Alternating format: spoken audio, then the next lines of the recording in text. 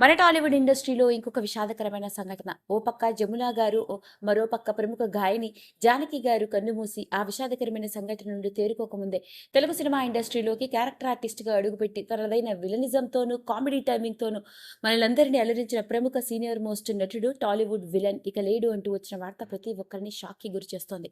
మరి ఇంతకీ ఆ నటుడు ఎవరో తెలిస్తే మీరందరూ ఆశ్చర్యపోవలసిందే. ఆ నటుడు ఎవరో కాదండి, ప్రదీప్ రావత్.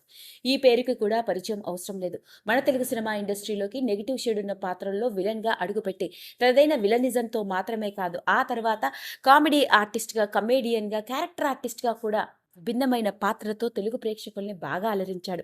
అలాంటి ప్రదీప్ రావత్ అవ్వడానికి బాలీవుడ్ ఇండస్ట్రీకి చెందిన క్యారెక్టర్ ఆర్టిస్టే అయినప్పటికీ తెలుగులో నటుడిగా తెలుగులో విలన్‌గా, క్యారెక్టర్ ఆర్టిస్ట్‌గా ఎన్నో సినిమాలలో నటించడం జరిగింది.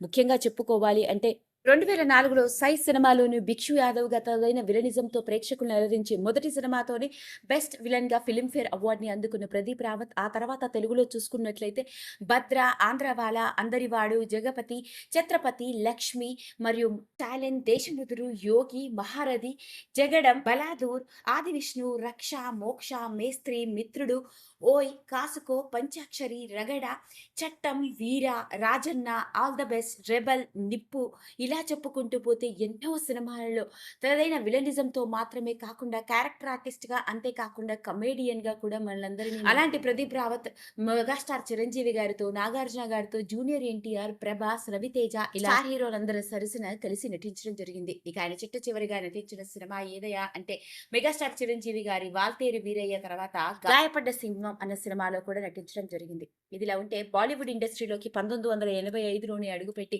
క్యారెక్టర్ ఆర్టిస్ట్‌గా ఎన్నో సినిమాలలో నటిస్తూ బాలీవుడ్‌లో మాత్రమే కాకుండా తమిళ్‌లోనూ ఎన్నో సినిమాల్లోనూ, ఆ తర్వాత కన్నడ, మలయాళ భాషల్లో కూడా నటించడం జరిగింది.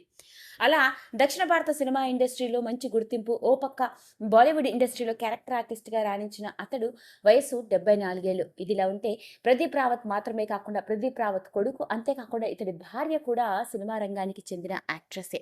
అయితే ప్రదీప్ రావత్ ఈ మధ్య కాలంలోనే అకస్మాత్తుగా అనారోగ్య పాలవ్వడం, గత కొన్నాళ్లుగా క్యాన్సర్ వ్యాధితో బాధపడుతుండగా అతన్ని హాస్పిటల్‌లో జాయిన్ చేసి ట్రీట్‌మెంట్ అందిస్తున్న వైనం. ఇక గత నెల రోజులుగా హాస్పిటల్‌లో ఉంటున్న ప్రదీప్ రావత్ తుది శ్వాస విడిచాడు అంటూ వచ్చిన వార్త ఇప్పుడు ప్రతి ఒక్కరిని షాక్‌కి గురిచేసింది.